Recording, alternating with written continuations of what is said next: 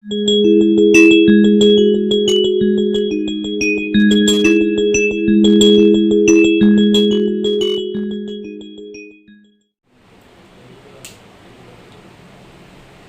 आज तुम लोगों को अब कंपोनेंट्स ऑफ वेक्टर समझा रहे हैं, ठीक। तो लिखना पहले हेडिंग दो, कंपोनेंट्स ऑफ वेक्टर्स।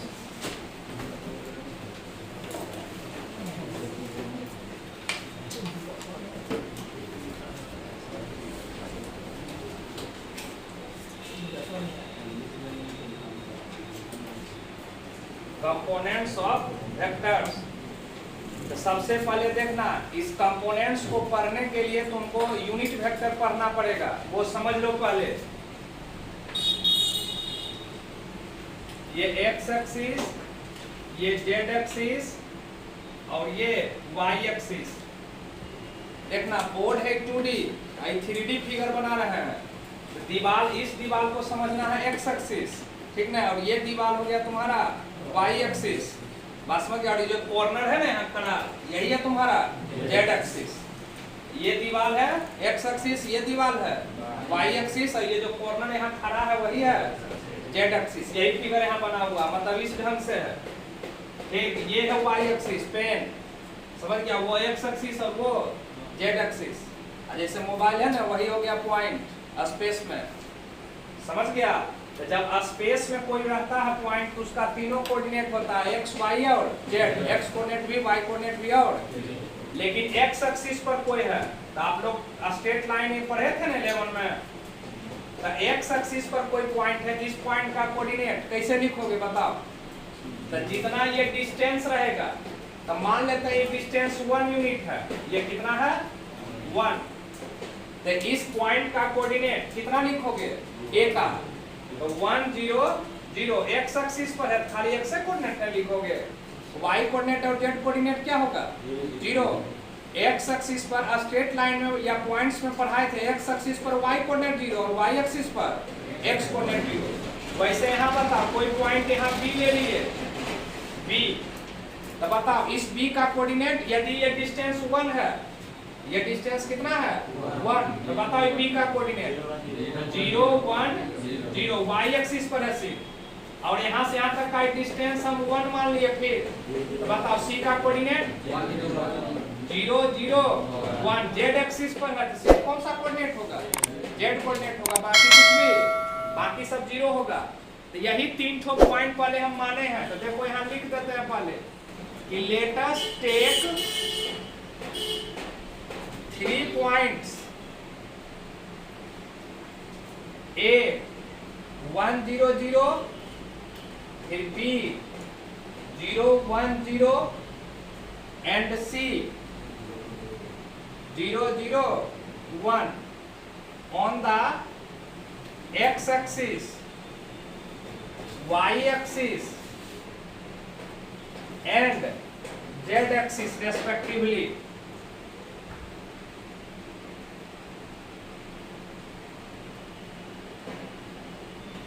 ये 3 ठो पॉइंट मान लिए, एक्स एक्सिस, वाई एक्सिस और जेड एक्सिस पर।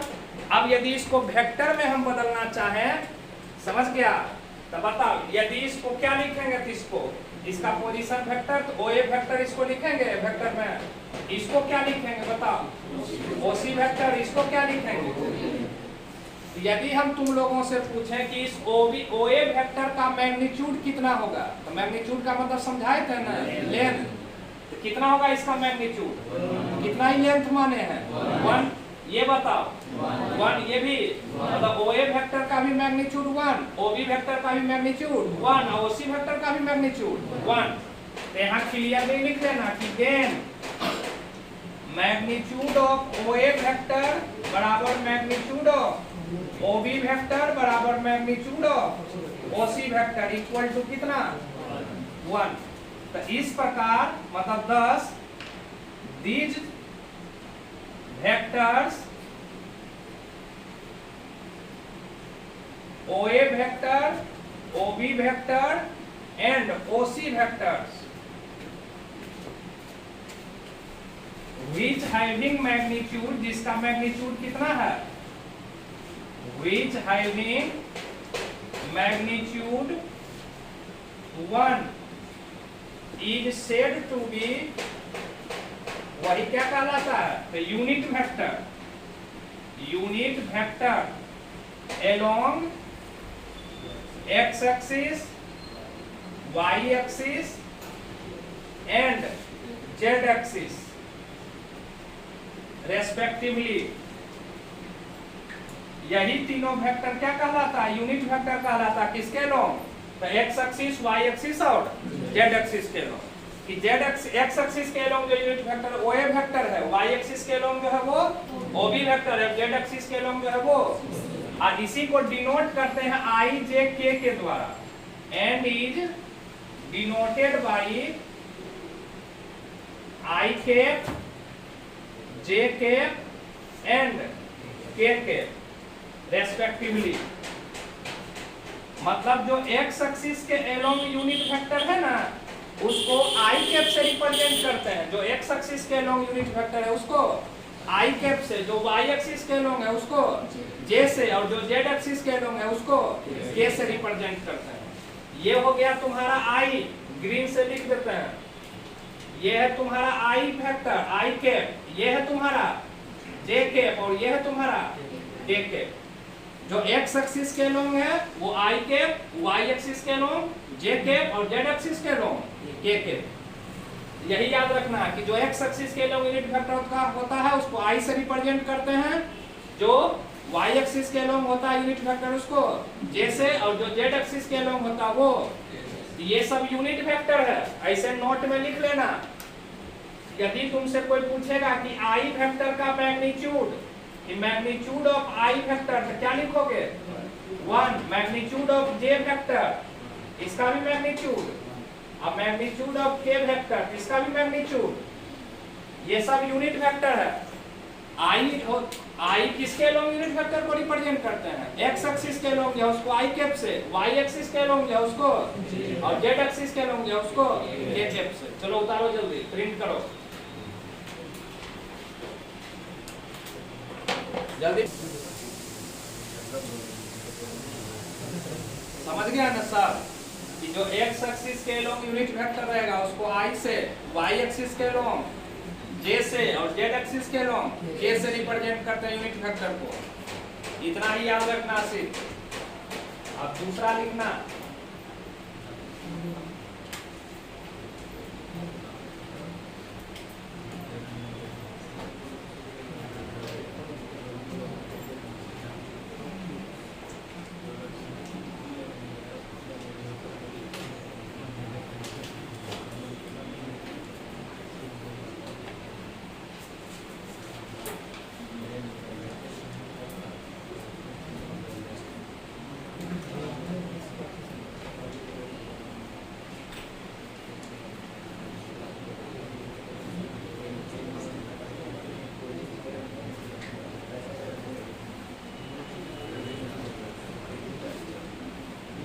देखो पहले 2D फिगर में समझा देते हैं तब 3D में लाएंगे। सेकेंड नंबर देना,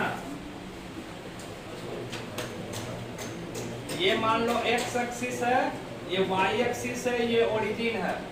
क्या समझा रहे हैं समझना कि किसी भी पॉइंट का कोऑर्डिनेट दिया रहेगा, किसी भी पॉइंट का कोऑर्डिनेट दिया रहेगा, तुमको उसका पोजीशन वेक्टर लिखना। पोजीशन वेक्टर समझाए थे ना कि जैसे ये मान लो कोई पॉइंट P है, इसका कोऑर्डिनेट हम x y मान लिए, P का कोऑर्डिनेट x y, तब इसको वेक्टर में बदलना है, मतलब इसका पोजीशन वेक्टर लिखना P का। तो पहले बताओ पोजीशन वेक्टर कहते हैं किसको? कि पॉइंट P का पोजीशन वेक्टर ओरिजिन के रिस्पेक्ट में कैसे निकालोगे? तो पहले ओरिजिन से इसको मिला देंगे और इस पर एक एरो दे देंगे। यही जो OP वेक्टर है वही इस पॉइंट P का क्या कहलाएगा? तो पोजीशन वेक्टर। तो वही तुमको लिखना है पोजीशन वेक्टर। कैसे लिखेंगे पहले समझ लेना। बोलो P का कोऑर्डिनेट दिया हुआ कितना? x y। स्ट्रेट लाइन में पढ़ा ना points and coordinates, first chapter था। यदि इस पॉइंट से हम x एक्सिस पर परपेंडिकुलर ड्रॉन कर देते हैं, इस पॉइंट से कहां परपेंडिकुलर ड्रॉन करते हैं? x एक्सिस पर Pn। ये लेंथ कितना होगा और ये लेंथ कितना होगा आपको बताओ? ये Pn कितना होगा? y कोऑर्डिनेट के बराबर, और ये कितना होगा? x कोऑर्डिनेट के बराबर। यदि x एक्सिस पर लंब डालते हैं तो y कोऑर्डिनेट के बराबर, और y एक्सिस पर परपेंडिकुलर ड्रॉन करेंगे, लंब ड्रॉन करेंगे तब x कोऑर्डिनेट के बराबर। ये हो गया y और ये हो गया तुम्हारा x। अब यदि वेक्टर देना है तो उस पर एरो दे दें, तो देखो एक एरो यहाँ दे दिए और एक एरो यहाँ दे दिए, तो बताओ कोई वेक्टर हुआ? कौन वेक्टर इसको बोलोगे? ON vector. इसको कौन सा वेक्टर बोलेंगे? NP vector. ये OP वेक्टर है ना? तो बताओ ये ON वेक्टर किसके अलोंग है? x एक्सिस के अलोंग है, और ये किसके अलोंग है? y एक्सिस के अलोंग है। तो जब वेक्टर लिखना है तो वेक्टर लिखने के लिए दो चीज का जरूरत पड़ता है, एक मैग्नीट्यूड और एक डायरेक्शन। इस ON वेक्टर का मैग्नीट्यूड कितना होगा? तो x, इतना लेंथ है x, और डायरेक्शन ये किसके अलोंग है? x एक्सिस के अलोंग। तो x एक्सिस के अलोंग है तो उसका यूनिट वेक्टर क्या है? i cap. i कैप लिखता है x एक्सिस के अलोंग यूनिट वेक्टर। यदि इसको ON वेक्टर लिखेंगे तो ON वेक्टर बराबर कितना लिखना पड़ेगा? x और i कैप। x हो गया उसका मैग्नीट्यूड, और i कैप मतलब किसके अलोंग है? x एक्सिस के अलोंग है, डायरेक्शन बता रहा है। बात समझ गया? कोई भी वेक्टर तुमको लिखना, समझ लेना एक बार फिर से। तो वेक्टर कैसे लिखते हैं? तो मैग्नीट्यूड में जिसके एलोंग रहेगा ना उसका यूनिट वेक्टर मल्टीप्लाई कर देना। मैग्नीट्यूड में क्या मल्टीप्लाई कर देना? जिसके एलोंग है उसका यूनिट वेक्टर, वेक्टर लिखा जाएगा। तो बताओ इसका ON वेक्टर का मैग्नीट्यूड कितना है? x। किसके एलोंग है? ये x एक्सिस के एलोंग है, तो उसका यूनिट वेक्टर कितना? i cap. ON वेक्टर बराबर क्या लिख देंगे? x i cap. फिर बताना ये PN vector, NP vector, NP vector बताओ इसका मैग्नीट्यूड कितना है? y, लेंथ y है, और किसके अलोंग है ये? y। तो y एक्सिस के अलोंग है तो उसका यूनिट वेक्टर कितना आ गया? अब देखो कोई ट्रायंगल दिखाई पड़ रहा PNO। इस ट्रायंगल में कल रिजल्टेंट वेक्टर सिखाए थे पहचानने, कैसे पहचानोगे कि रिजल्टेंट वेक्टर कौन है? जो हेड हेड और तो कौन इसमें हेड हेड टेल टेल को मिला रहा है? OP वेक्टर मिला रहा है, यानी OP वेक्टर इस दोनों वेक्टर का क्या है? Resultant vector.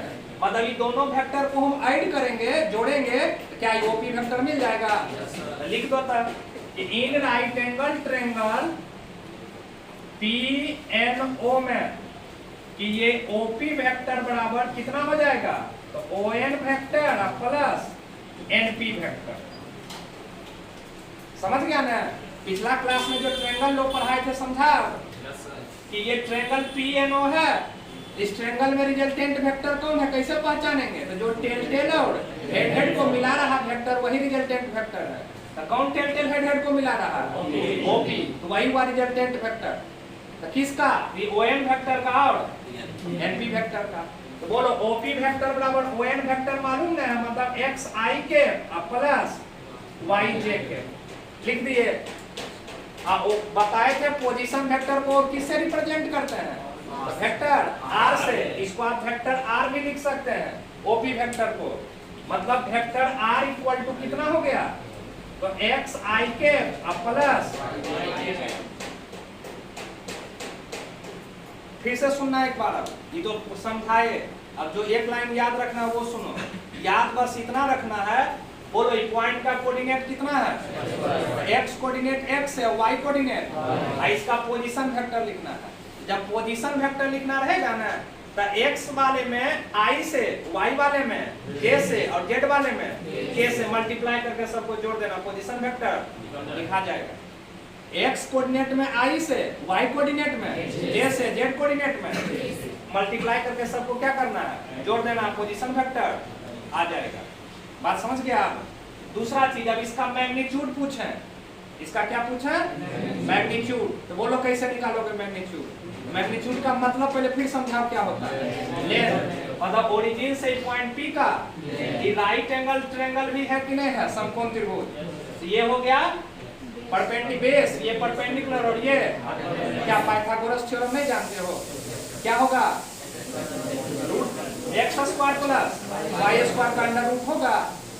इसका लेंथ कि नहीं होगा? डायरेक्ट लिख दें कि magnitude of OP vector equal to कितना? तो root under x square plus y square. और उसी मैग्नीट्यूड को ऐसे रिप्रेजेंट करता है मॉडुलस के द्वारा। ये कैसे याद रखोगे सो बताओ, मैग्नीट्यूड का फॉर्मूला रूट अंडर आई के कोएफिशिएंट का स्क्वायर। आई का कोएफिशिएंट क्या है? y, आई का पूछे, आई का कोएफिशिएंट x और j का कोएफिशिएंट क्या है? तो root under x square plus y square है लिखा हुआ। ये हुआ 2D फिगर में। अब 3D में समझा देते हैं सेम चीज। ठीक, तीसरा नंबर देना। अब फिगर फिर बता रहे हैं।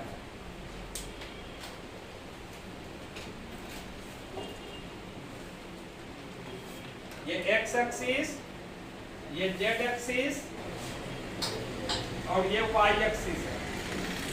फिर से समझना, ये मत समझना ये लाइन ऐसे है, लाइन कैसे है। ये पेन देखना, समझ गया? ये पेन हुआ लाइन y एक्सिस, ये है y एक्सिस। अब पॉइंट है स्पेस में, बोर्ड पर ना। अब कोई पॉइंट का हम कोऑर्डिनेट मान लिए, ये x y z। ये 2D फिगर है, दो ही को है x एक्सिस और दो ही कोऑर्डिनेट लिखाएगा x और।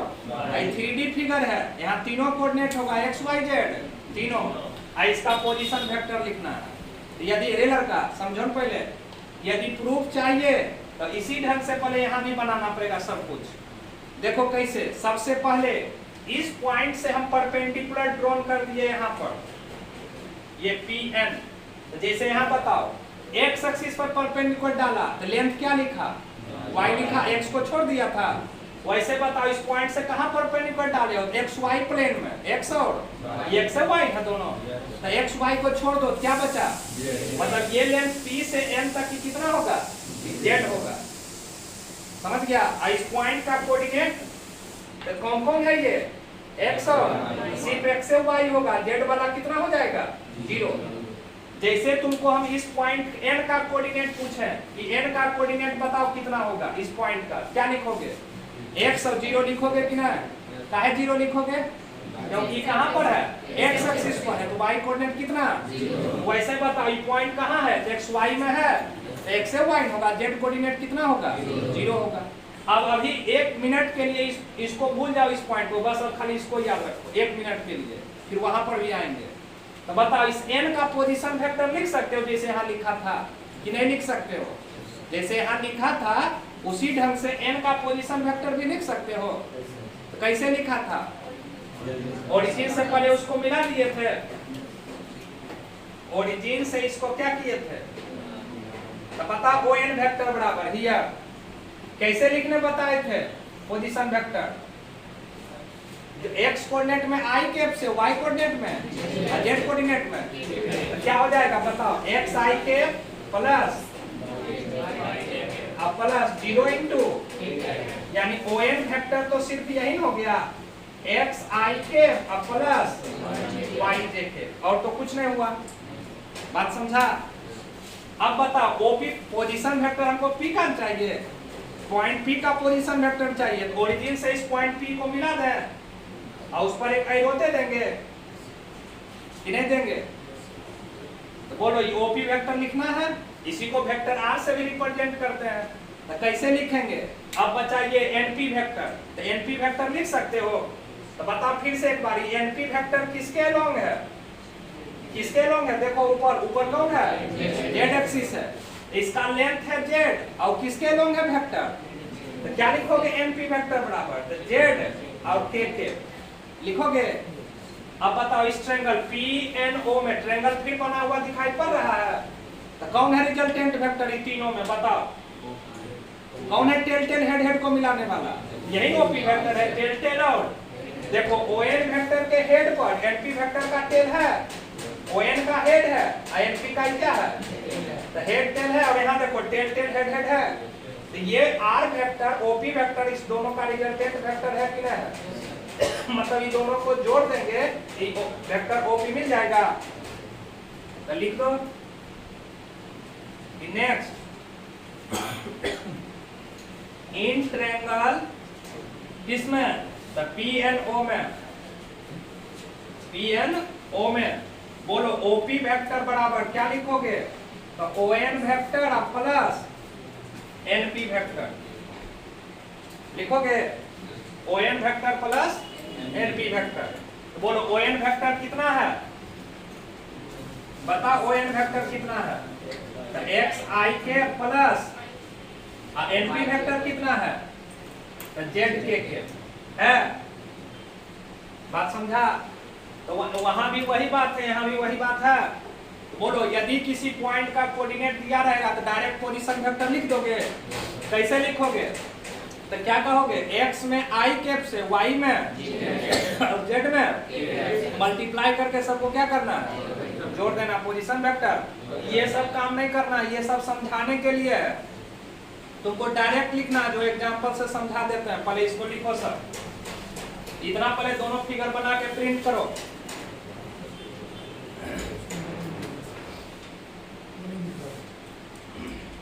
फिर ऊपर लिख देंगे।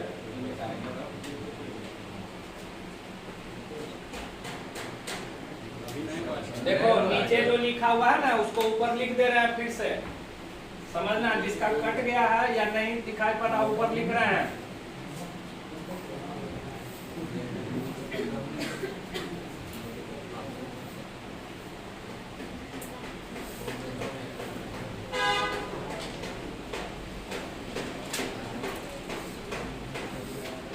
देखो यहाँ लिख रहे हैं, समझना कि ओपी वेक्टर, देखो फिगर, ये ओपी वेक्टर रिजल्टेंट वेक्टर है किसका किसका?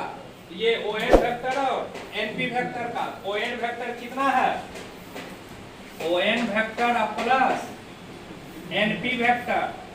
तो ये कितना है ओएन वेक्टर? एक्स आई के प्लस वाई, और एनपी वेक्टर कितना है? तो जेड। यही ओपी वेक्टर को किसके द्वारा रिप्रेजेंट करते हैं? तो वेक्टर आर के द्वारा। क्या हो जाएगा? एक्स आई के प्लस वाई प्लस जेड के हो गया। याद क्या रखना, फिर से एक बार बताओ। याद बस इतना ही रखना है कि यदि किसी पॉइंट का कोऑर्डिनेट दिया हुआ है और उसका पोजीशन वेक्टर लिखना है, कोऑर्डिनेट दिया हुआ और उसको वेक्टर में बदलना, पोजीशन वेक्टर बदल में लिखना। कैसे लिखेंगे? एक्स कोऑर्डिनेट में आई कैप से, वाई कोऑर्डिनेट में और जेड कोऑर्डिनेट में मल्टीप्लाई करके सबको क्या करना है? ऐड कर देना। हाँ, मैग्नीट्यूड पूछे कि मैग्नीट्यूड ऑफ ओपी वेक्टर, अब तो समझ गया कि मॉडुलस का मतलब मैग्नीट्यूड होता है। तो क्या लिखोगे इसका मैग्नीट्यूड बताओ? तो root under X square plus Y square plus मतलब आई के कोएफिशिएंट का स्क्वायर प्लस जेड के कोएफिशिएंट का स्क्वायर प्लस जे के कोएफिशिएंट का स्क्वायर। आई जे के का जो कोएफिशिएंट है, कोएफिशिएंट समझता है ना, जो आई में मल्टीप्लाई है वो आई का कोएफिशिएंट, जो जे में मल्टीप्लाई है वो जे का कोएफिशिएंट है, जो के में मल्टीप्लाई है वो के का कोएफिशिएंट। समझ गया? तो वही मैग्नीट्यूड निकालने का फॉर्मूला हुआ। मैग्नीट्यूड को किससे रिप्रेजेंट करते हैं? मॉडुलस से। अब एग्जांपल से समझ लो दोनों चीज को पहले। यही कंपोनेंट्स कहलाता है, जो पढ़ रहा था कंपोनेंट्स, यही हुआ कंपोनेंट्स।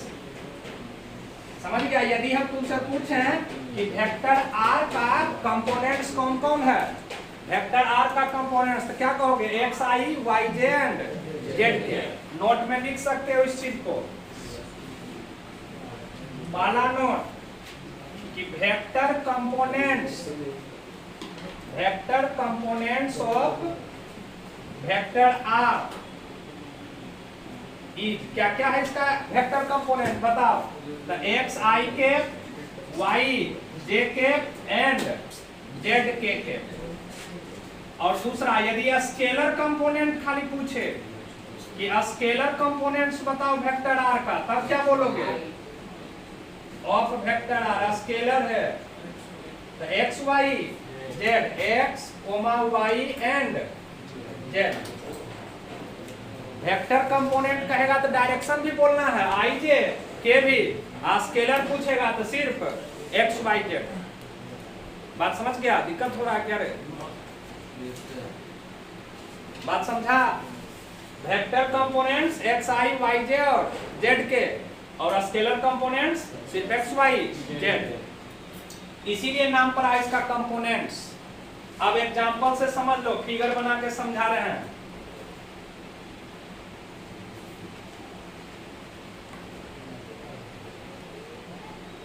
पहले 2D तब 3D।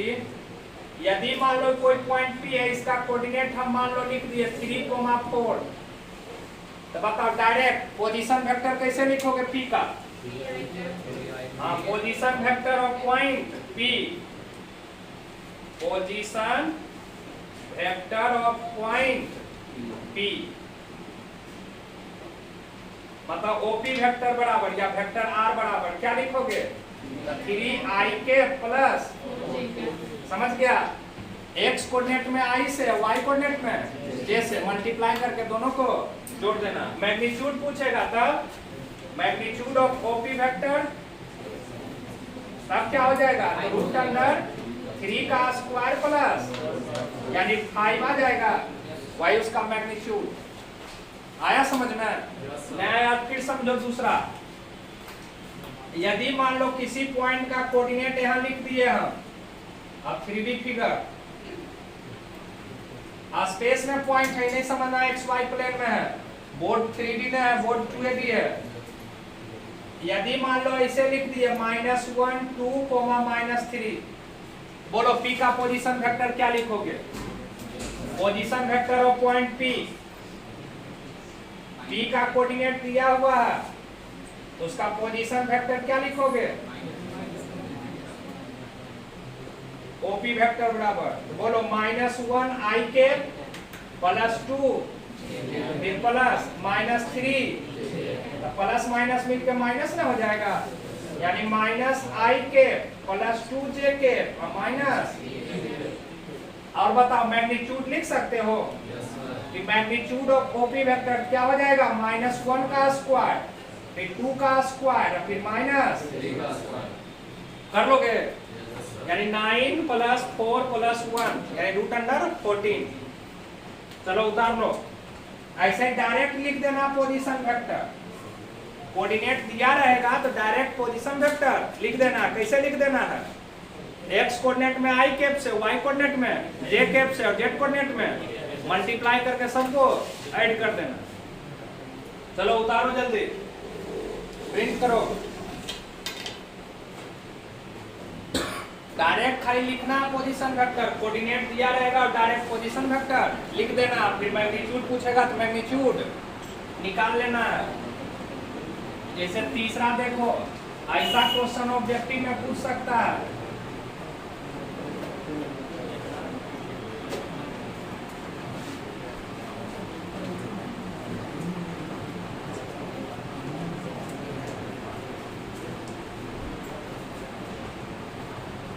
देखो एग्जाम्पल थर्ड,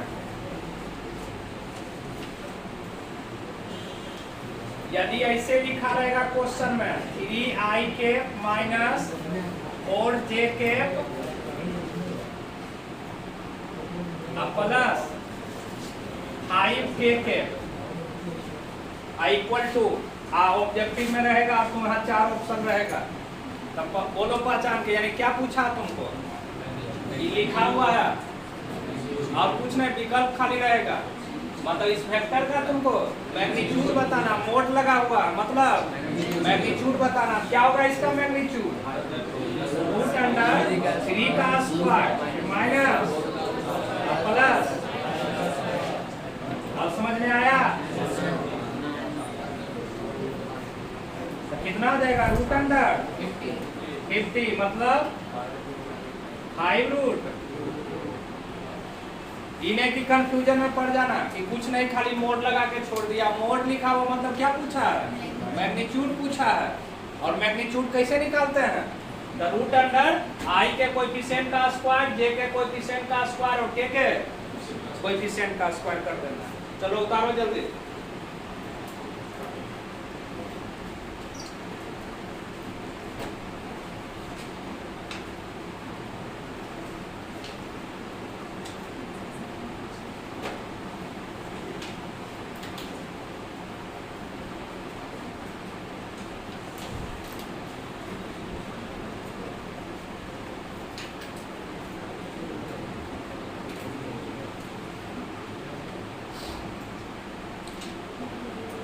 उतार लिया।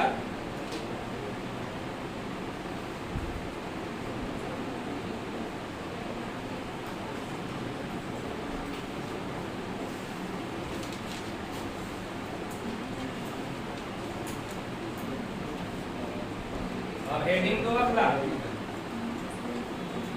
वेक्टर ज्वाइनिंग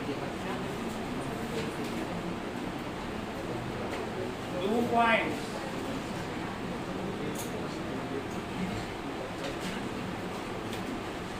अब दो अलग अलग पॉइंट दिया रहेगा, उसका वेक्टर लिखना है।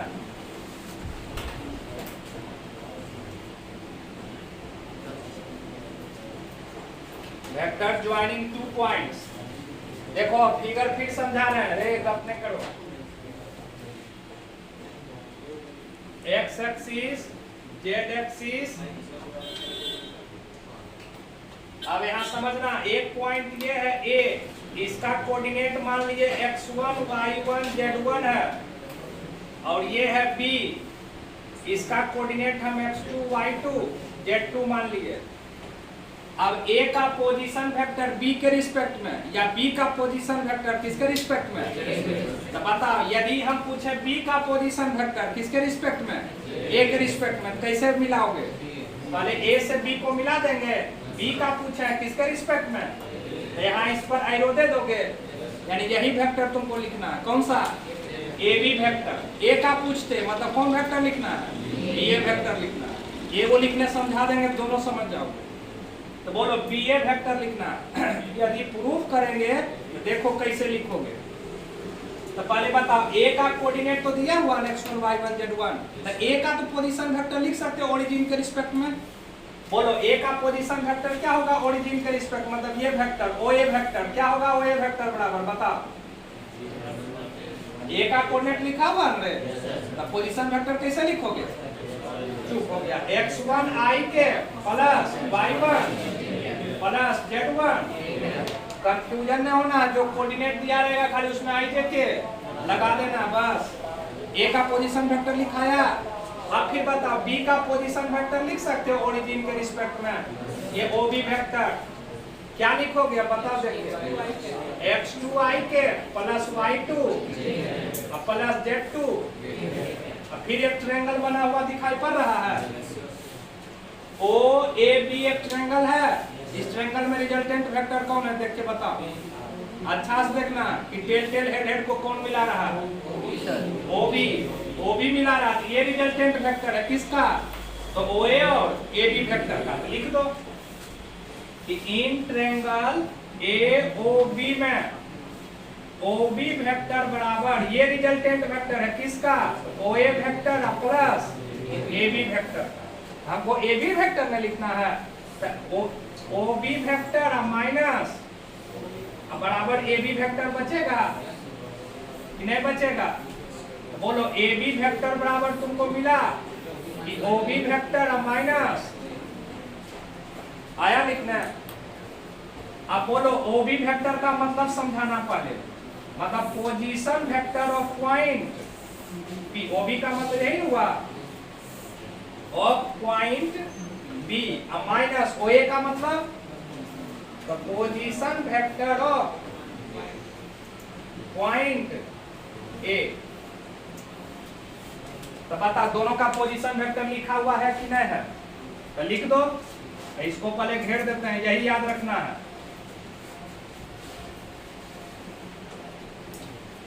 तो बोलो कितना है पोजीशन वेक्टर बी का, तो x2 i के प्लस y2 प्लस z2 के माइनस ए का बताओ, x1 i के y1 j के और z1। अब घटाने आता है, इतना में फिजिक्स में वेक्टर पढ़ा है, आता न घटाने।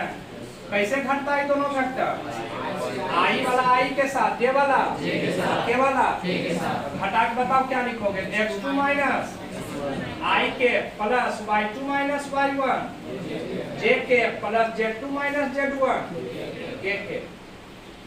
आया बात समझ में, या ए बी वेक्टर लिखा गया।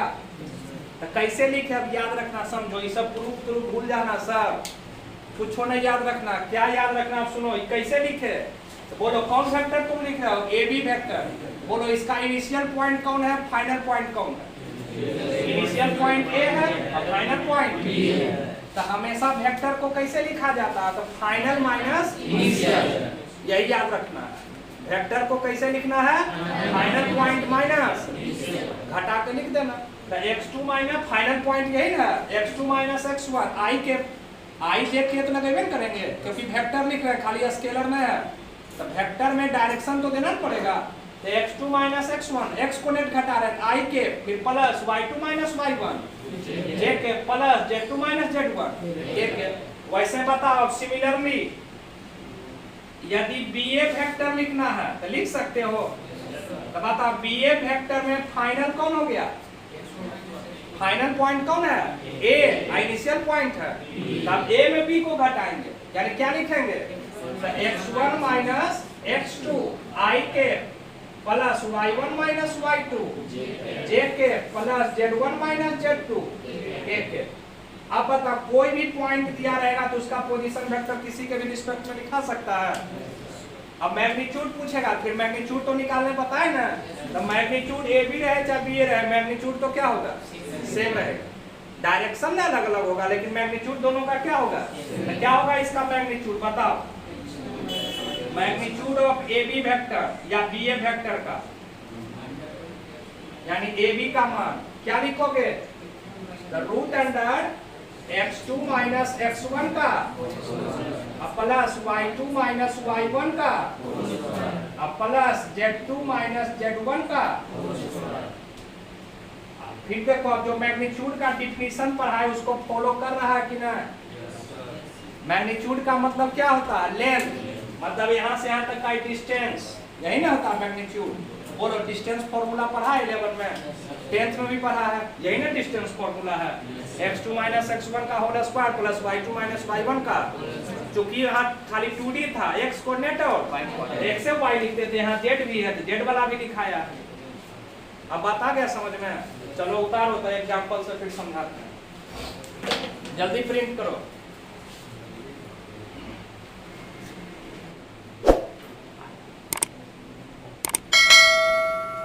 आंसर हमेशा वेक्टर को कैसे लिखना है, फाइनल माइनस इनिशियल। एक फाइनल पॉइंट में इनिशियल पॉइंट हटा देना, और वही x कोऑर्डिनेट में i के, y कोऑर्डिनेट में j के और z कोऑर्डिनेट में k के लगा देना, वेक्टर लिखा जाएगा।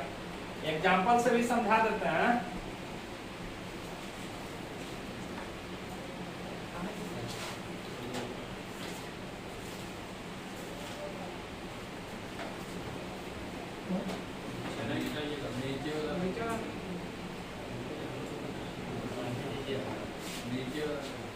अरे लिखो तुम पर पहले लिखने नहीं रहा, खाली नीचे ऊपर करता है।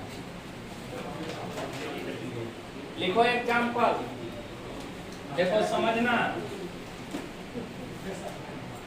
कि कोई ट्रायंगल एबीसी हम यहाँ लिख दिए, तीनों का कोऑर्डिनेट लिखा हुआ है। ए का है मान लो 1 2 3, बी का है -1 4 और -6, सी का है आपका 0 -5 और 2। ए बी सी तीन गो वर्टेक्स होता है ट्रायंगल का, तीनों का कोऑर्डिनेट लिखा हुआ है। तो बताओ इसका प्रत्येक साइड वेक्टर फॉर्म में लिख सकते हो। बोलो यदि ये वेक्टर लिखना है, देखो तीर का निशान दिया समझना, यानी कौन वेक्टर हम लिखने कर रहे हैं, बी ए वेक्टर। कैसे लिखोगे बी ए वेक्टर बराबर, हमेशा फाइनल माइनस फाइनल कौन है, ए है, ए में बी को घटाना। बोलो 1 माइनस माइनस प्लस 1 आई के, फिर बताना 2 माइनस 4 जे के, फिर प्लस 3 या माइनस माइनस प्लस हो जाएगा 6 के। यानी ये बी ए वेक्टर बराबर कितना हो गया, 2 आई के माइनस 2 जे के प्लस 9 के। अब मैग्नीट्यूड पूछेगा तो मैग्नीट्यूड लिख सकते हो ना। मैग्नीट्यूड कितना, root under magnitude of B A vector, मतलब बी ए का मान कितना, तो रूट अंडर 2 का स्क्वायर फिर माइनस प्लस, कैलकुलेशन कर लोगे। वैसे दूसरा भी लिख सकते हो और तीनों साइड में लिखा सकता है। एक और लिख के समझा देते हैं।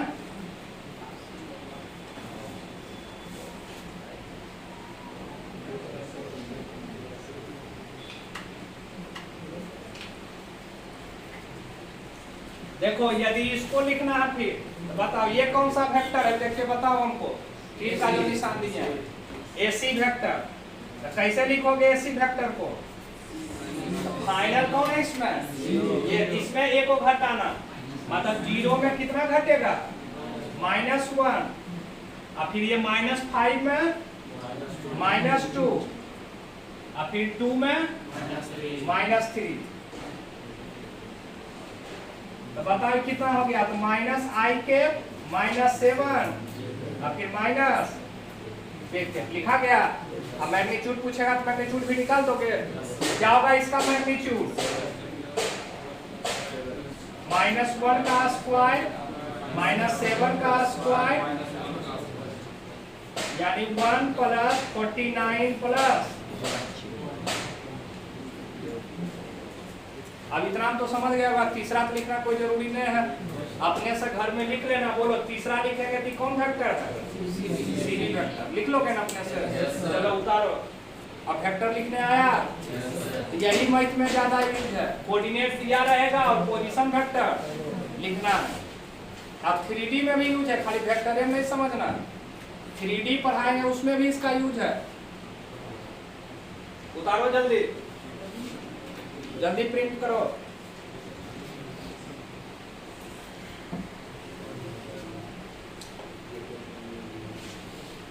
हो गया print.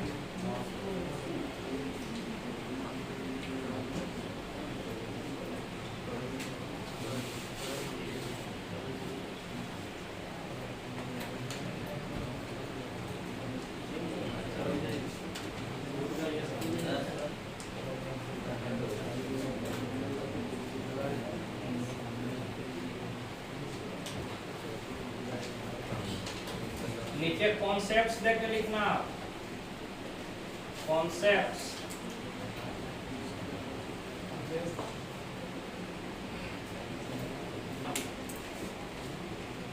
Late vector A equal to है, मान लो A1 I cap plus A2 J cap plus A3 K cap, and vector B equal to है B1 I cap B2 J cap plus B3 K cap. तो then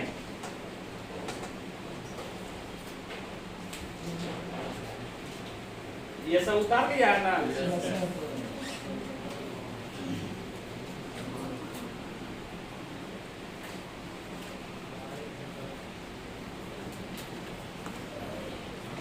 तो देखो समझना, पहला यदि दोनों वेक्टर को हम ऐड करने का है, vector A plus vector B, तो कैसे ऐड करोगे? A1 I के प्लस A2 J के प्लस A3 और फिर प्लस ये B1 I के प्लस B2 J के प्लस B3 K के। कैसे ऐड करके लिखोगे बताओ? तो क्या कहोगे? I वाले को I के साथ ऐड करेंगे, J वाले को J के साथ, K वाले को K के साथ ऐड करेंगे। करो तो A1 प्लस B1 I के, फिर A2 प्लस B2 J के, और फिर plus A3 plus B3 K के। होगा। घटाना भी रहेगा इसी ढंग से। यदि दोनों को माइनस करना है, vector A minus vector B, तो इसी प्रकार से घटाया भी जाता है कि I वाले को I के साथ, J वाले को J के साथ और K वाले को K के साथ।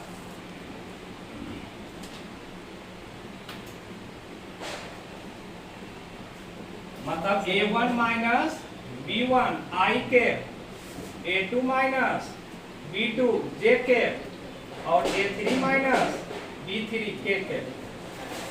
तीसरा समझना, यदि कोई स्केलर मल्टीप्लाई करना है इसमें, कोई भी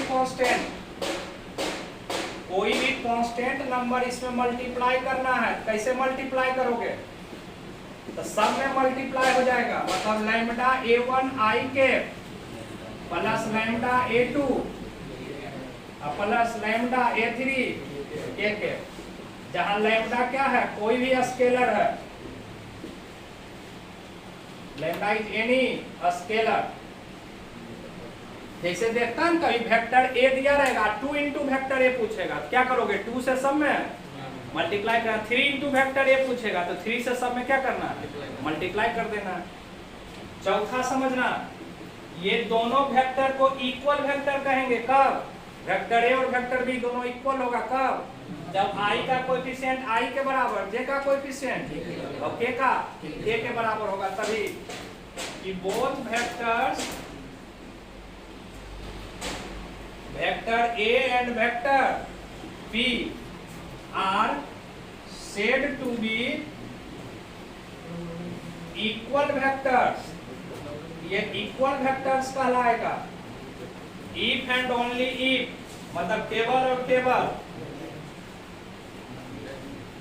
a1 equal to b1 comma a2 equal to and a3 equal to b3। i वाले i के इक्वल, i वाला a1 b1 के इक्वल, a2 b2 के इक्वल और a3 b3 के इक्वल, तभी दोनों वेक्टर को हम इक्वल वेक्टर कहेंगे। पांचवा समझना कि मान लो ऐसे लिखा हुआ k into vector a plus b, मतलब दोनों वेक्टर को ऐड किए हैं तब k से मल्टीप्लाई, k भी स्केलर है, या तो जोड़ लो और तब k से मल्टीप्लाई करो, या फिर पहले k से मल्टीप्लाई कर लो और उसके बाद ऐड करो, उससे कोई दिक्कत। k into vector a plus b लिखो, समझ गया, या पहले दोनों वेक्टर में अलग अलग k से मल्टीप्लाई कर लो उसके बाद जोड़ो, उससे कोई प्रॉब्लम। या इसका उल्टा भी समझ सकते हो कि मान लो कहीं ऐसा लिखा हुआ m इंटू वेक्टर a या m इंटू वेक्टर b, तो क्या m दोनों में कॉमन है, तो ऐसे भी लिख सकते हो m into vector a plus, अब प्लस है ना माइनस भी रहेगा वो भी लिख सकते हो। बात समझ गया? चलो उतार लो पांचों पॉइंट को, प्रिंट करो जल्दी।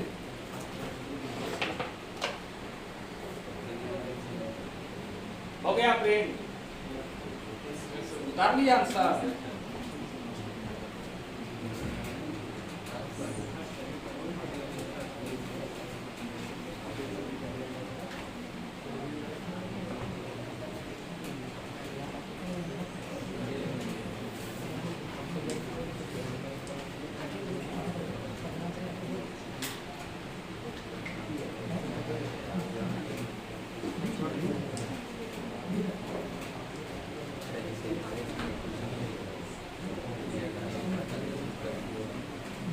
चलो नीचे अब हेडिंग दो, प्रोडक्ट ऑफ वेक्टर्स।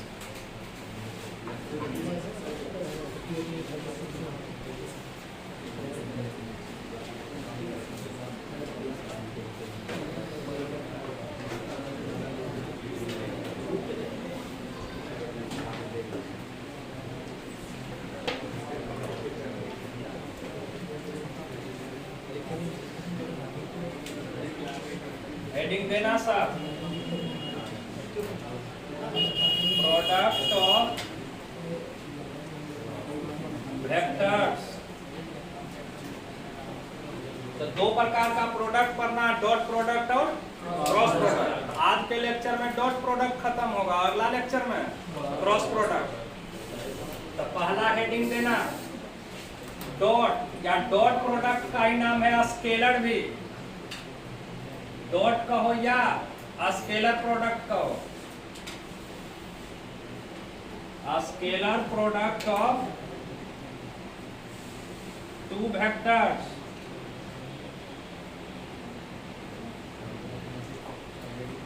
डॉट या scalar product of two vectors. लिख लो इसका डिफिनीशन कि द डॉट या scalar product of two vectors, vector A and vector B is denoted by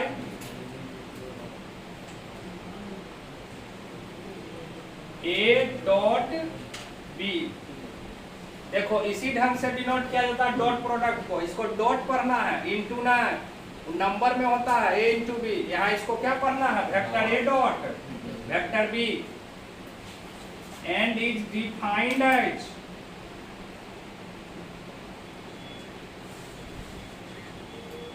कि vector A dot vector B equal to होता है magnitude of vector A और फिर into magnitude of vector B या into cos theta, जहां theta कहां से आ गया, तो where theta is the angle between vector A and vector B.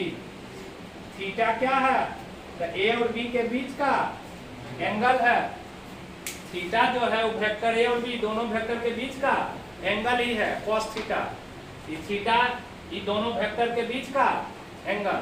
तो बताओ ये कैसा क्वांटिटी है, ये मैग्नीट्यूड है, ये मैग्नीट्यूड है। cos थीटा का भी मान जानते हो कहां से कहां तक होता है, -1 से लेकर के ये भी एक तरह से मैग्नीट्यूड है, रियल नंबर में है। तो तीनों का गुणनफल करेंगे तो कोई रियल नंबर मिलेगा कि ना, यानी कैसा है, तो स्केलर क्वांटिटी है, इसीलिए नाम पड़ा स्केलर। समझ गया, नाम स्केलर क्यों पड़ा, क्योंकि ये कैसा क्वांटिटी है, स्केलर क्वांटिटी है कि it is a scalar quantity. Dot product किसी भी दो वेक्टर का हमेशा क्या आएगा, एक स्केलर आएगा। किसी भी दो वेक्टर का डॉट प्रोडक्ट हमेशा एक स्केलर होता है, ठीक, समझ गया साहब। अब देखो ये जो हम लिखाए ए डॉट बी बराबर magnitude of vector A magnitude of vector B cos theta, ये कब यूज होगा डॉट प्रोडक्ट निकालने में, जब ए और बी के बीच का एंगल दिया रहेगा, तब एंगल नहीं दिया रहेगा तब इसका कभी यूज नहीं होगा। इसका ज्यादा यूज एंगल निकालने में ही होता है। किसी भी दो वेक्टर के बीच का एंगल ही निकालना है ना, तब ये डॉट प्रोडक्ट यूज करना, मतलब ये फॉर्मूला यूज करना। ये फॉर्मूला का ज्यादा यूज कहां पड़ेगा, दो वेक्टर के बीच का एंगल निकालना। किसी भी दो वेक्टर के बीच का एंगल निकालना है, कैसे निकालना, तो डॉट प्रोडक्ट यूज करके निकालना। माइंड में अभी से बैठा लो, किसी भी दो वेक्टर के बीच का एंगल निकालना है तो हम लोग कैसे निकालेंगे, डॉट प्रोडक्ट यूज करके निकालेंगे। वही याद रखना, नोट में देखो लिख देते हैं, बोलो ए डॉट बी बराबर जान रहे हो ना, ए डॉट बी बराबर कितना, तो magnitude of vector A magnitude of vector और cos थीटा। तो बताओ वो मल्टीप्लाई है तो इधर LHS में आके डिवाइड हो जाएगा कि वेक्टर ए वेक्टर बी का मैग्नीट्यूड इधर बच कितना जाएगा, तो क्या cos थीटा का मान निकला, कितना हो गया cos थीटा बराबर वेक्टर ए डॉट अपटे magnitude of vector A into magnitude of vector B. इसी फॉर्मूला से आप इस दोनों वेक्टर के बीच का एंगल निकाल सकते हैं। यही याद रखना है, समझ गया, क्या याद रखना है कि जब भी दो वेक्टर के बीच का एंगल निकालना रहेगा तो एंगल निकालने के लिए हमको कौन सा फॉर्मूला यूज करना है, ये डॉट प्रोडक्ट वाला, कि ए डॉट बी बराबर कितना, तो magnitude of vector A magnitude of vector B into cos theta. याद रहेगा, जब भी दो वेक्टर के बीच का एंगल निकालना है उसके लिए हमको किसको यूज करना है, डॉट प्रोडक्ट वाला फॉर्मूला, कि ए डॉट बी बराबर कितना, तो magnitude of vector A magnitude of vector B into. इसी फॉर्मूला से देखो यहाँ से थीटा निकलेगा कि नहीं निकलेगा, मतलब दोनों वेक्टर के बीच का एंगल निकल जाएगा। बात समझ गया, ये भी लिख देते हैं कि if we have to find, हम लोगों को क्या निकालना रहेगा, the angle between vector A and vector B, then we use, तब हम लोग यूज करेंगे, यूज दिस फॉर्मूला, नीचे उसके बाद लिख लेना, तभी फॉर्मूला यूज करना, समझ गया। और डॉट प्रोडक्ट निकालने में तो आप जानते भी हैं, नहीं जानते हम आगे लिखा भी देंगे कैसे डॉट प्रोडक्ट निकलता है, बात समझ गए। तो ये फॉर्मूला डॉट प्रोडक्ट निकालने में तब यूज करना जब एंगल दिया रहेगा, एंगल दिया रहेगा तब तो यूज करिए, नहीं तो हम जानिए रहे तो डायरेक्ट यूज, और नहीं एंगल दिया रहेगा तब कभी इस तरीका से डॉट नहीं निकालना है, समझ गया। चलो उतारो पहले इतना,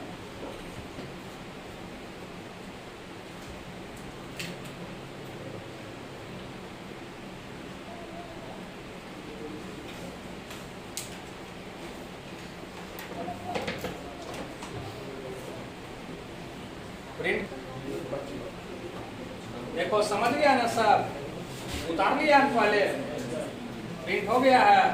फिर से समझ लो, डॉट प्रोडक्ट वाला एक फॉर्मूला डॉट प्रोडक्ट निकालने में कब यूज करेंगे, जब वेक्टर दोनों वेक्टर के बीच का एंगल दिया रहेगा तब। ऐसा एक एक क्वेश्चन में जरूरत पड़ेगा, ठीक ना। पहले में कि डायरेक्ट एंगल दिया हुआ डॉट प्रोडक्ट, बाकी हमेशा कब यूज होगा, कब यूज करना है फॉर्मूला को, जब दो वेक्टर के बीच का एंगल निकालना रहेगा तब। एंगल निकालने के लिए ही डॉट प्रोडक्ट का ज्यादा यूज, ये फॉर्मूला का ज्यादा यूज होता है। दो वेक्टर के बीच का जब एंगल निकालना रहेगा, अभी से लेकर 3D तक, हमेशा हम कैसे निकालेंगे, डॉट प्रोडक्ट यूज करके ही निकालेंगे। समझा? हो गया प्रिंट, मिटा देना।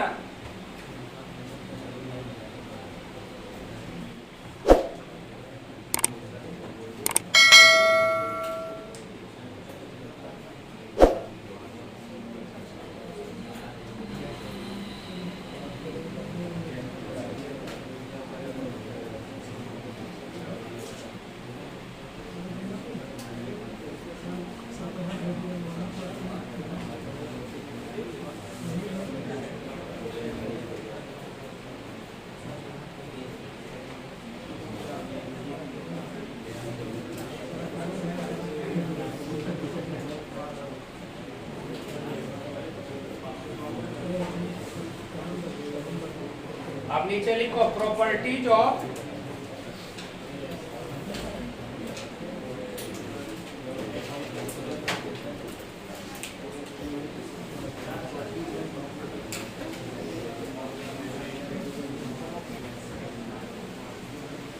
लिखो नीचे प्रॉपर्टीज ऑफ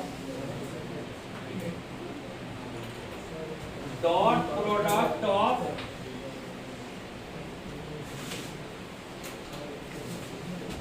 वेक्टर्स।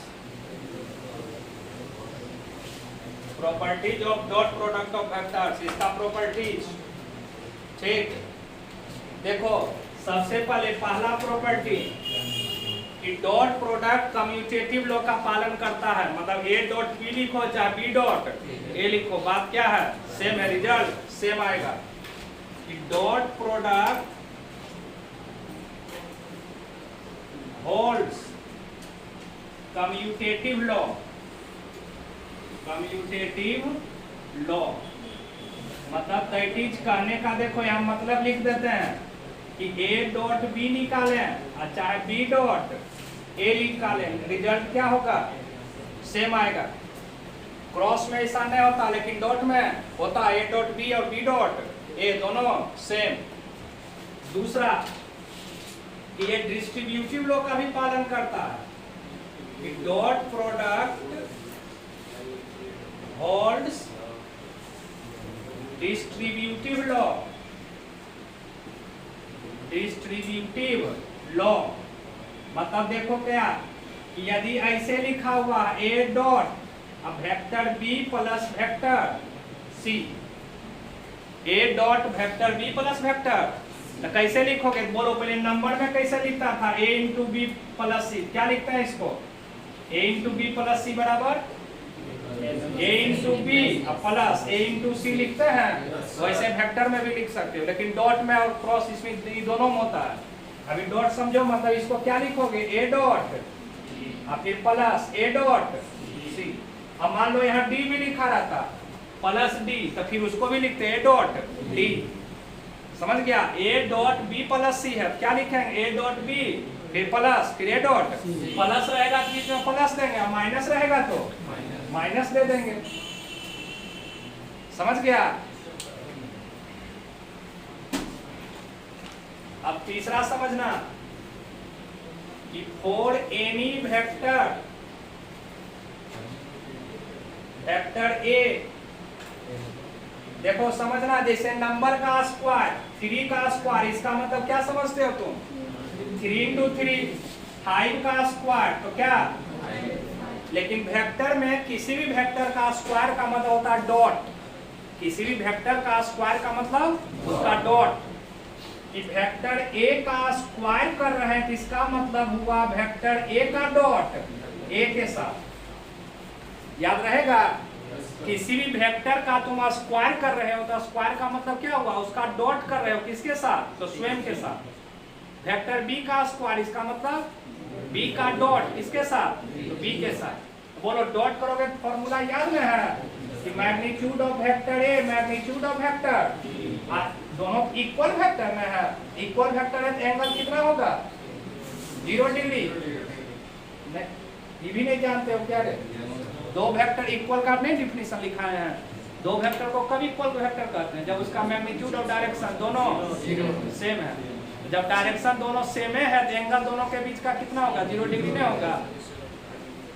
cos 0 का मान जानते हो ना, कितना 1, आई ए 2 बार है तो इसको ऐसे लिख सकते हो मैग्नीट्यूड ऑफ ए का स्क्वायर आई इंटू 1, तो 1 लिखे चाहे नहीं लिखे, यानी वेक्टर ए का स्क्वायर उसका मतलब ए डॉट ए और किसके बराबर होगा, तो मैग्नीट्यूड ऑफ वेक्टर ए के स्क्वायर के बराबर होगा। बात समझा, फिर से सुनो, किसी भी वेक्टर का स्क्वायर का मतलब क्या समझना है, वेक्टर में उसका डॉट प्रोडक्ट किसके साथ, स्वयं के साथ।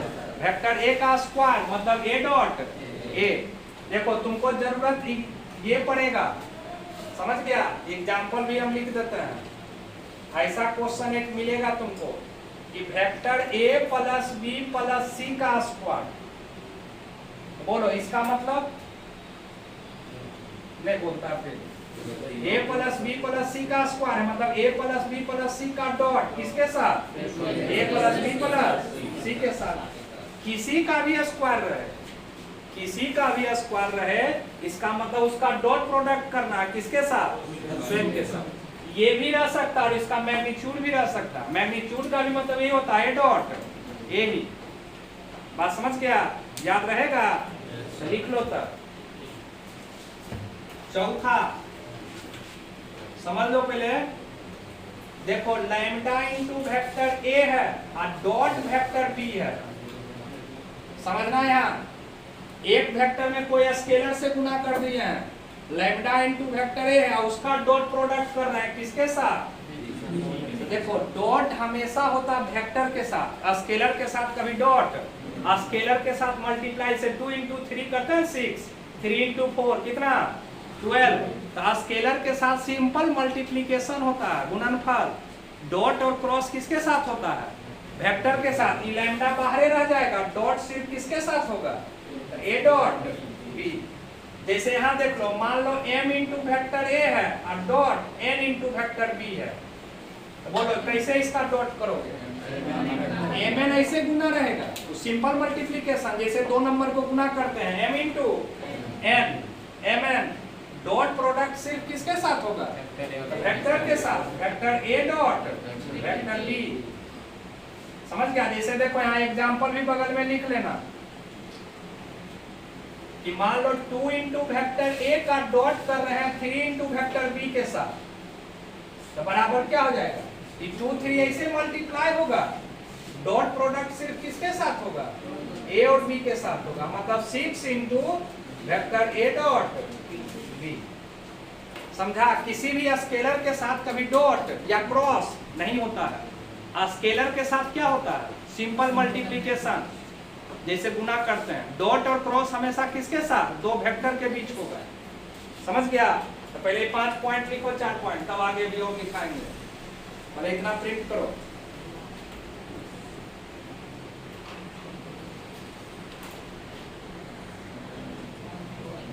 इतना उतार लिया आंसर। देखो अब अगला समझना,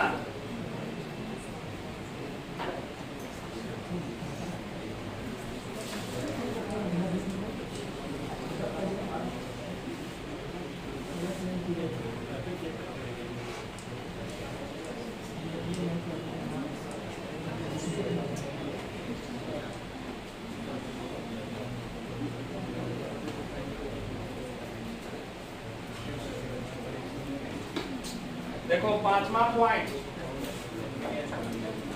ध्यान देना 5वां पॉइंट अभी समझाए थे, किसी भी वेक्टर का स्क्वायर का मतलब उसका डॉट प्रोडक्ट किसके साथ, किसके बराबर होगा, जो इसका मैग्नीट्यूड होगा ना उसी के स्क्वायर के बराबर होगा। तो बताओ उसी ढंग से आई डॉट आई का मान कितना हो जाएगा, आई डॉट आई मतलब आई के मैग्नीट्यूड का स्क्वायर, आई का मैग्नीट्यूड कितना होता है? 1 का स्क्वायर कितना? वैसे बताओ जे डॉट जे ये भी कौन होगा? के डॉट के 1 होगा। तो लिख लो तब कि आई डॉट आई का मान, जे डॉट जे का मान और के डॉट के का मान सबका वैल्यू कितना होगा? 1। क्या होगा समझ गया ना? डॉट का मतलब हुआ आई डॉट आई मतलब स्वयं के साथ में डॉट कर रहे हो तो उसके मैग्नीट्यूड के स्क्वायर के बराबर होगा। तो मैग्नीट्यूड 1 होता है सबका, तो 1 का स्क्वायर कितना? 1। छठा कि if two vectors vector A and vector B are perpendicular to each other, perpendicular to each other, then a dot b equal to 0। यदि दो वेक्टर एक दूसरे पर परपेंडिकुलर है तो उसका डॉट प्रोडक्ट कितना होगा? क्यों होगा? परपेंडिकुलर मतलब दोनों के बीच का एंगल कितना? 90 डिग्री। यानी वेक्टर ए और वेक्टर बी के बीच का एंगल कितना है? 90 डिग्री है।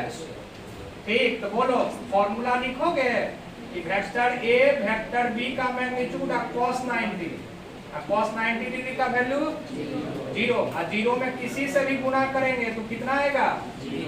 0 आएगा। यदि दो वेक्टर एक दूसरे पर परपेंडिकुलर है तो उसका डॉट प्रोडक्ट कितना होगा? कि then there dot product equal to 0।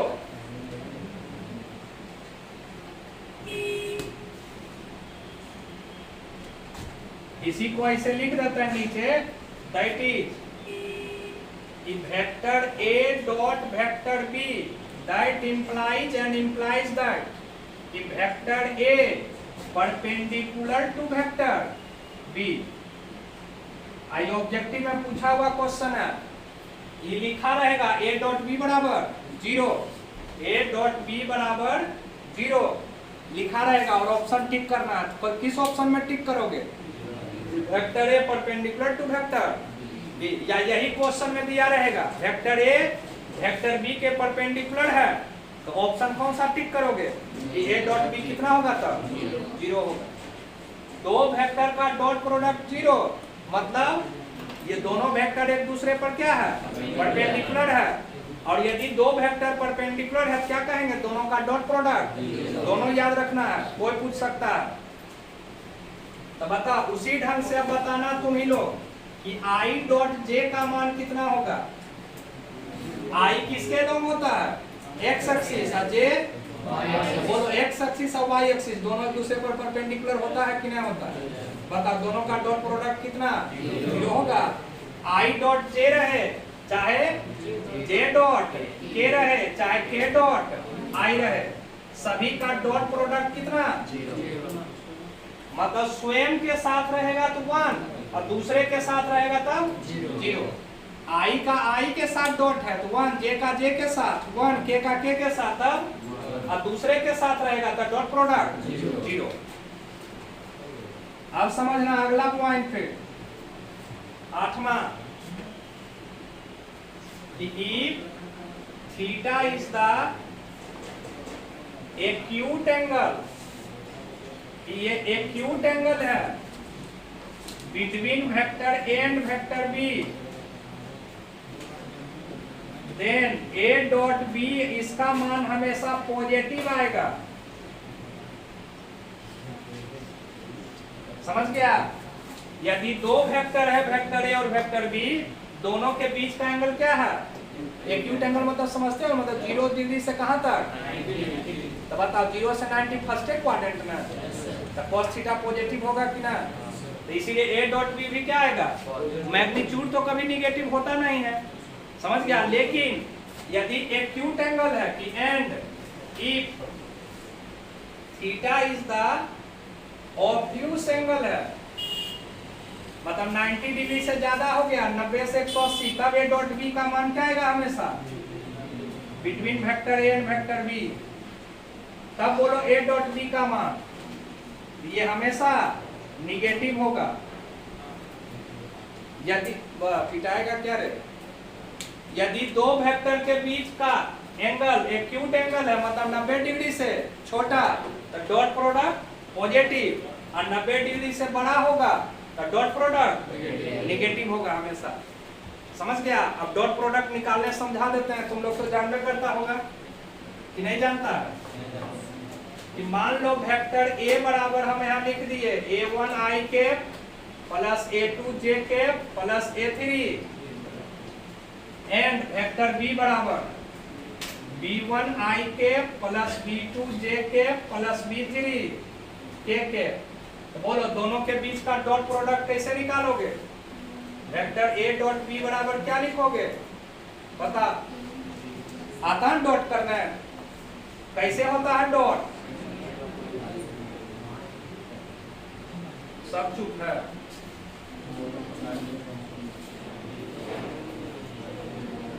देखो समझना पहले, समझना फिर तो याद रखने बताइए देंगे। देखो पहले अभी क्या पढ़ा है? पहले ये है a1i, इसका डॉट पहले बारी बारी से तीनों के साथ करेंगे। समझ गया? प्रत्येक का डॉट प्रत्येक के साथ होता है, ये नहीं समझना कि सिर्फ इसका होता है। पहले a1i का i के साथ करोगे। बोलो i डॉट i का मान समझाए कितना होता है? i दोनों तो स्केलर में, i तो सिंपल गुना होगा, यानी a1 इंटू b1 और फिर इंटू 1, फिर i का डॉट फिर किसके साथ? j के साथ। बोलो i डॉट j का मान कितना होता है? तो यानी इसको इसके साथ गुना करेंगे तो कितना आएगा? 0। फिर i का k के साथ करेंगे तो वो भी कितना होगा? 0। दूसरे के साथ करने पर 0 होता है, इसलिए वो लिखाता नहीं है। तो हम लोग क्या कहते हैं, इसी को सोच समझना। तो डॉट में कहते हैं कि डॉट प्रोडक्ट भी वैसे होता है जिसे जोड़ घटाव समझाए थे, कि i का i के साथ, j का j के साथ और k का k के साथ। समझा? लेकिन रियल चीज क्या है? सब के साथ होता है, लेकिन दूसरे के साथ करने पर क्या आएगा? 0। जैसे i का i के साथ किए तो यहाँ लिख दिए a1 b1 गुने 1, i का फिर j के साथ करेंगे तो क्या आएगा? i का k के साथ करेंगे तो क्या आएगा? फिर उसी प्रकार से j में आओ, तो j का i के साथ करेंगे तो 0, j का फिर j के साथ होगा ना, j का फिर j के साथ होगा तो a2 इंटू, और j डॉट j का मान कितना होता है? 1। फिर j का k के साथ करेंगे तो वो भी कितना? 0। फिर उसी प्रकार से k का भी i के साथ भी j के साथ भी, और तो i और j के साथ करेंगे तो क्या होगा? k के साथ करेंगे तो 1। तो सिंपल भाषा में इसी चीज को हम क्या कहते हैं बताओ? कि जब भी डॉट प्रोडक्ट करना रहता है किसी भी दो वेक्टर का, तो कैसे करते हैं? i वाले का i के साथ, j वाले का और k वाले का करके बताओ। तो बोलो a1 को b1 से पहले गुना कर देंगे, i डॉट i का तो मान कितना? फिर a2 को b2 के साथ i इंटू 1, फिर a3 को b3 के साथ i इंटू 1। यानी सिंपल क्या हो गया सो बताओ? a1 b1 plus a2 b2 plus a3। बात आया डॉट करना है? i का i के साथ, j का और k का। चलो उतारो पर इतना सब प्रिंट करो।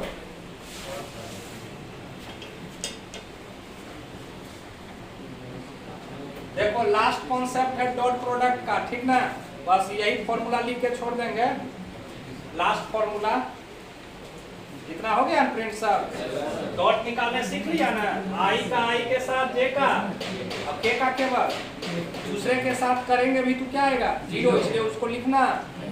सिर्फ i का i के साथ, j का j के साथ और k का k के साथ डॉट प्रोडक्ट करना है। लास्ट फॉर्मूला लिखा रहे हैं डॉट प्रोडक्ट का, ये फॉर्मूला लिखा देंगे मतलब डॉट प्रोडक्ट खत्म। एकदम फिक्स रखना एक ऑब्जेक्टिव इस फॉर्मूला पर, एकदम गारंटी है कि एक ऑब्जेक्टिव जरूर पूछेगा। सीबीएसई बोर्ड में भी 2 नंबर में।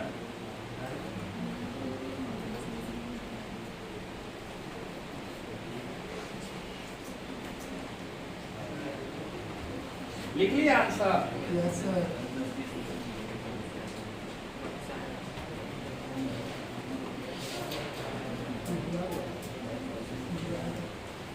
देखो नीचे लिखो था geometrical meaning of dot product, geometrical meaning of dot product.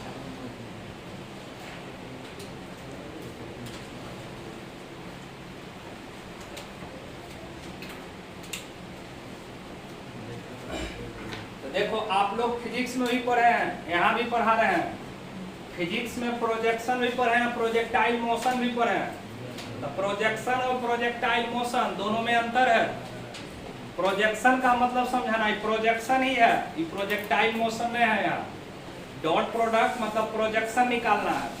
तो बताओ, जैसे हम इस पेन का प्रोजेक्शन पूछे इस बोर्ड पर, दिखाई पड़ रहा है बोर्ड पर पेन, तो बोलो इस पेन का प्रोजेक्शन उस बोर्ड पर क्या होगा, कौन सा होगा? किसको बोलेंगे इस पेन का प्रोजेक्शन बोर्ड पर? जो इसका छाया बन रहा पेन का, समझ गया, बन रहा इसका शैडो बोर्ड पर, कहाँ, यहाँ से लेके यही इसका प्रोजेक्शन हुआ। इस पेन का कहाँ पर? इस बोर्ड पर। लेंथ कैसे निकालेंगे प्रोजेक्शन लेंथ? तो इस छोर से भी इस बोर्ड पर परपेंडिकुलर डाल देंगे, इस छोर से भी इस पेन पर परपेंडिकुलर। जैसे देखो इधर से भी और परपेंडिकुलर डालना है। ये जो फुट ऑफ परपेंडिकुलर के बीच का लेंथ होगा वही लेंथ क्या कहलाएगा? Projection length. किसका? इस पेन का। किस पर? इस बोर्ड पर। बात समझा? फिर से नहीं तो देखो फिगर से बता देते हैं कि ये मान लो वेक्टर ए है, ये वेक्टर ए है, और ये मान लो वेक्टर बी है। वेक्टर, तो बोलो यदि हम तुमसे पूछें कि वेक्टर बी का प्रोजेक्शन लेंथ बताना, वेक्टर बी का किस पर? तो वेक्टर ए पर। तो कैसे निकालोगे? परपेंडिकुलर ड्रॉ करना, नहीं तो फिर दूसरे में भी समझा देते हैं। देखो लाइन में भी मान लो ये एक लाइन है L1, ठीक, और ये है L2 लाइन।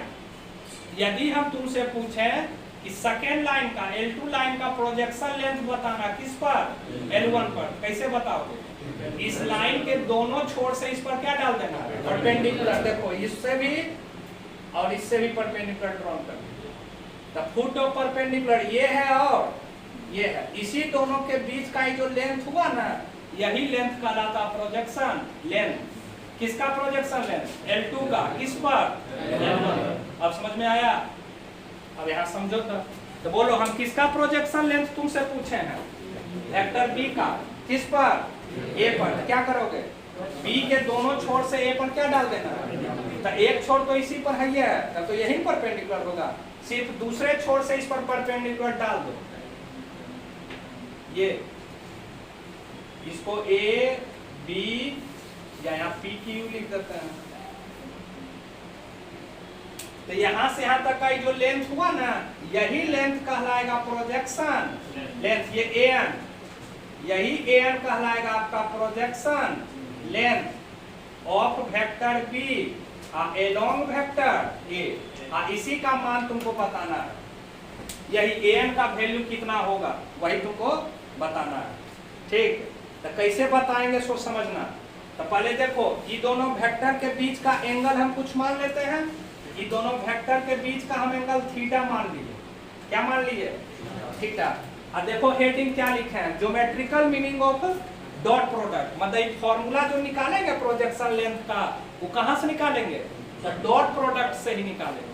तो बोलो डॉट प्रोडक्ट का फॉर्मूला लिखाए थे, क्या लिखा है? We know that vector A dot B, बोलो वेक्टर ए डॉट बी बराबर magnitude of vector A, magnitude of vector और cos थीटा बताए हैं। तो बोलो यहाँ से थीटा तो आप माने हैं, क्वेश्चन में तो थीटा नहीं दिया हुआ था, तो उस cos थीटा का मान निकाल लो पहले। बोलो कोई राइट एंगल ट्रायंगल दिखाई पड़ रहा है कि इन राइट एंगल ट्रायंगल समकोण त्रिभुज किसमें? तो क्यू एन या ए एन क्यू में। बोलो cos थीटा, तो बेस बटे हाइपोटेनियस लिखते हैं। बोलो इस एंगल के लिए बेस कौन है? तो ए एन है, हाइपोटेनियस कौन है? ए क्यू है। तो cos थीटा बराबर ए एन और बटे ए क्यू। तो ए क्यू क्या है? वेक्टर में बताना। ए क्यू क्या है? तो कहोगे ए क्यू जो है वेक्टर बी का मैग्नीट्यूड है, नहीं वेक्टर बी का मैग्नीट्यूड। किसी वेक्टर का मैग्नीट्यूड समझाए थे, मतलब इसका लेंथ वेक्टर बी का, तो वेक्टर बी का लेंथ ए से क्यू तक है कि नहीं है, वही ना वेक्टर बी। तो ए क्यू के स्थान पर तुम लिख सकते हो ए एन बटे मैग्नीट्यूड ऑफ वेक्टर।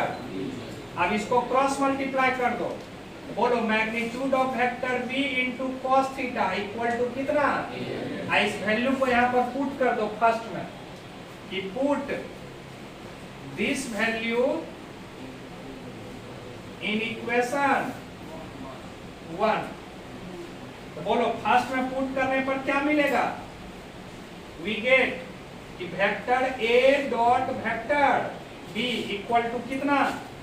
तो मैग्नीट्यूड ऑफ वेक्टर ए, इसके स्थान पर क्या लिख दोगे? B magnitude of vector B cos theta के स्थान पर इनटू ए।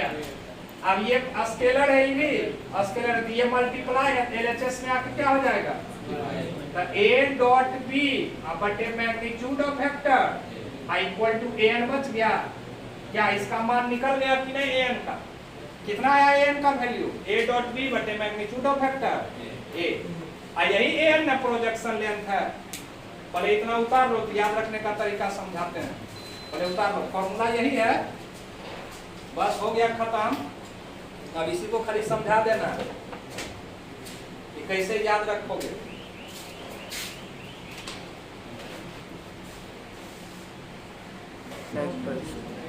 उतार लिया सब?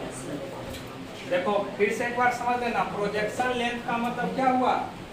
इस वेक्टर P के दोनों छोर से इस वेक्टर A पर निकालना प्रोजेक्शन लेंथ। तो A पर परपेंडिकुलर ड्रॉ कर दिए, ये तो यहाँ A पर है ही नहीं रहता, तो यहाँ से भी परपेंडिकुलर ड्रॉ करते, यहाँ ड्रॉ भी करेंगे तो वही आएगा। यही ये दोनों जो फुट ऑफ परपेंडिकुलर है ना, इसी दोनों पॉइंट के बीच का जो डिस्टेंस होता है उसी को हम लोग क्या कहते हैं? Projection length. बात समझ गया? किसका? वेक्टर बी का। किसके लॉन्ग है? ए के लॉन्ग है। तो यहाँ रिजल्ट पहले समझा दिए सब, आ गया नहीं एन का मान, बस खाली रिजल्ट याद रखना है, ठीक ना? बाकी कोई चीज नहीं याद रखना है। तो कैसे याद रखोगे सो समझना।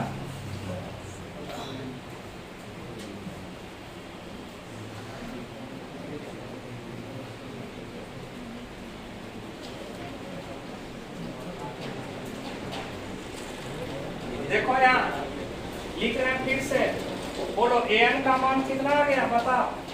एन बराबर वेक्टर ए डॉट वेक्टर बटे मैग्नीट्यूड ऑफ वेक्टर ए। हो गया। ये स्केलर है, ये कोई वेक्टर, ये मैग्नीट्यूड है, इसको ए के भी साथ लिख सकते हैं, बी के भी साथ लिख सकते हैं। हम इसको ए के साथ लिख रहे हैं, याद करने के लिए सिंपल समझा देते हैं। बटे मैग्नीट्यूड ऑफ वेक्टर, ऐसा लिखने से क्या हुआ समझ में आया? कि वेक्टर ए में किससे भागा दे रहे हैं? उसके मैग्नीट्यूड से। तो बताओ, कुछ पढ़ाए हैं? किसी भी वेक्टर में उसके मैग्नीट्यूड से भागा देते हैं, क्या मिलता है? उसका यूनिट वेक्टर। यानी ये एन बराबर हो जाएगा ए का यूनिट वेक्टर और डॉट वेक्टर बी। अब बोलो एन का मतलब क्या होता है? लिखा था कि प्रोजेक्शन लेंथ, ये एन क्या है? तो प्रोजेक्शन लेंथ है किसका? तो ऑफ वेक्टर बी का along vector A equal to कितना? तो ए कैप और डॉट। अब देखो डॉट प्रोडक्ट कम्यूटेटिव लॉ का पालन करता है।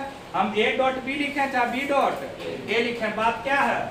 सेम है कि projection length of vector A along vector, sorry पहले vector B along vector A. ऐसे याद रखना, वेक्टर बी या डॉट ए के, यही बस याद रखना है। जो घेर रहे हैं बस इतना ही।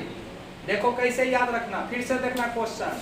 क्वेश्चन में एलोंग भी रह सकता है या ऑन भी लिखा रह सकता है। ऑन, एलोंग के स्थान पर क्या लिखा रह सकता है? ऑन भी। किसका प्रोजेक्शन लेंथ है? बी का। किसके लॉन्ग? तो जिसका प्रोजेक्शन लेंथ है पहले वो लिख देना वेक्टर बी। जिसका प्रोजेक्शन लेंथ निकालो पहले वो लिख दिया वेक्टर बी, और उसका डॉट प्रोडक्ट करेंगे किसके साथ? किसके लॉन्ग है?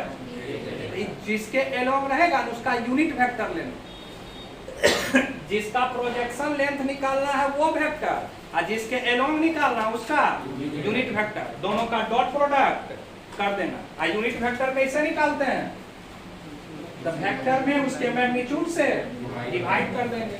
तो उसी प्रकार से बताओ सिमिलरली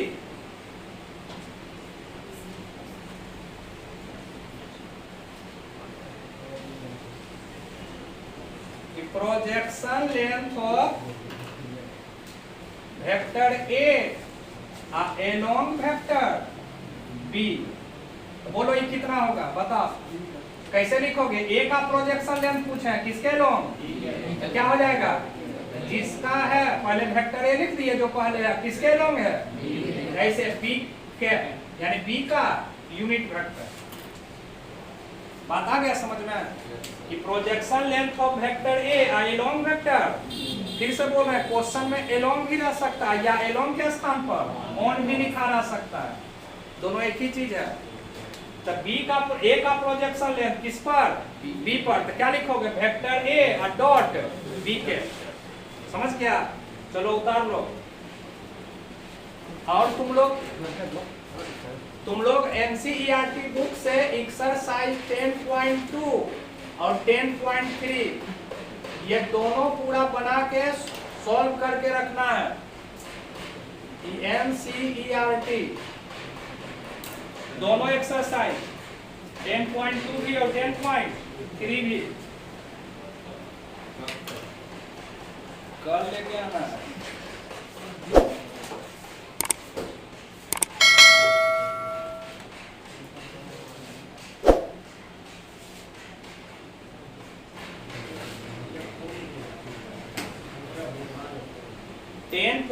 में 3 क्वेश्चन को अभी छोड़ देना, और तीनों 3D जब स्टार्ट करेंगे ना तो पहले क्लास में पढ़ाएंगे।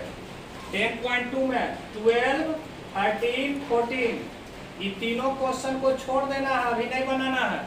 12, 13, 14 कब बनाना है, जब 3D का पहला लेक्चर हो जाएगा तब हम क्लास में बनवा देंगे, तुमको बनाने का जरूरत नहीं पड़ेगा। और एक्सरसाइज 10.3 यहाँ तक पूरा कंप्लीट करके रखना है, समझ गया? वेक्टर 10.2 और 10.3 10.2 में 3 क्वेश्चन नहीं बनाना, 12, 13, 14 बाकी सब बनाना है, और 10.3 तो टोटल बनाना है, समझ गया?